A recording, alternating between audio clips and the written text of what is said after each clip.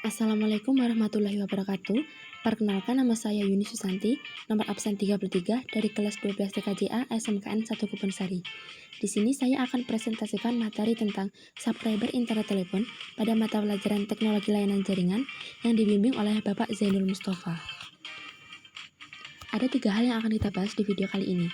Yang pertama, pengertian subscriber. Yang kedua, prinsip subscriber internet telepon. Dan yang ketiga, konfigurasi pada subscriber internet telepon. Pertama-tama, mari kita bahas dahulu tentang pengertian subscriber.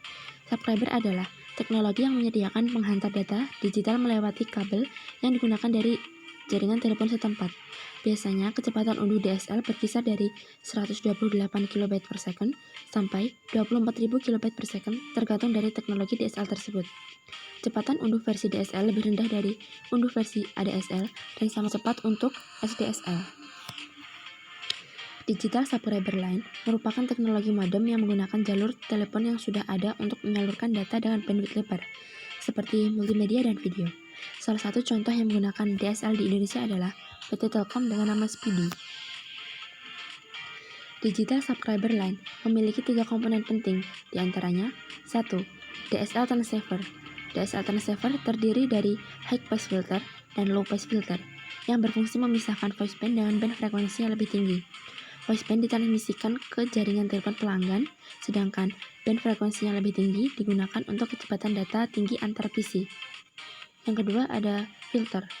Digunakan untuk memisahkan jalur data dan jalur suara. Biasanya disediakan oleh ISP satu paket dengan DSL modem. Lalu yang ketiga ada DSL-LAN. DSL-LAN berfungsi menerima sinyal dari pelanggan DSL dan meneruskan ke backbone berkecepatan tinggi. Menggunakan teknik multiplexing, DSL-LAN terhubung dengan line DSL dengan kombinasi asynchronous transfer mode, frame relay atau IP. Yang kedua ada prinsip kerja subscriber pada internet telepon. ADSL menggunakan kabel telepon yang telah ada, jadi bukan fiber optik. ADSL juga dijuluki revolusi di bidang internet atau istilah asingnya broadband. ADSL mampu mengirimkan data dengan kecepatan bit tinggi berkisar antara 1,5 Mbps sampai 9 Mbps untuk arah downstream atau sentral ke pelanggan, dan antara 16 kbps sampai 640 kbps untuk arah upstream atau pelanggan ke sentral. Kemampuan transmisi ADSL inilah yang mampu mengirimkan layanan interaktif multimedia melalui akses jaringan tembaga.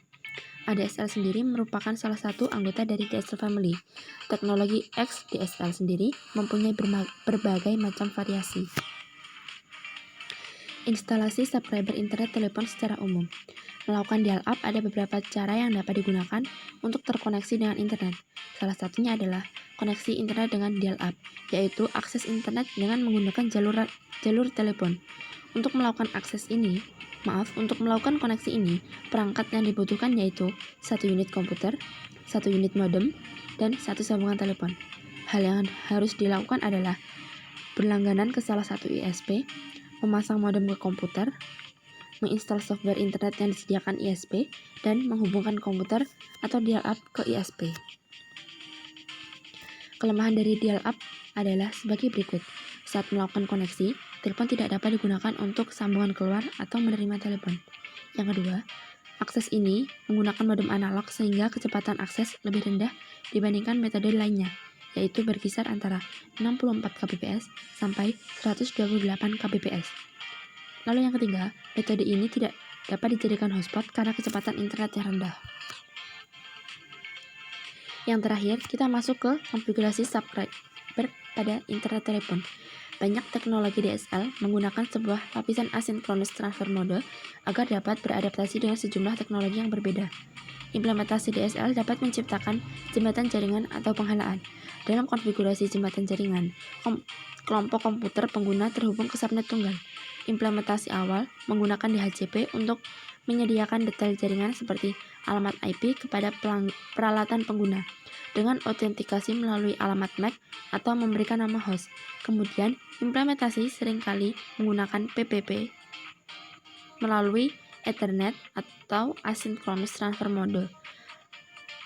DSL juga memiliki rasio pembagian jaringan data yang layak dipertimbangkan saat memilih teknologi jalur lebar. Sekian presentasi dari saya. Jika ada kata-kata yang kurang berkenan atau informasi yang kurang akurat, saya mohon maaf yang sebesar-besarnya. Terima kasih. Wassalamualaikum warahmatullahi wabarakatuh.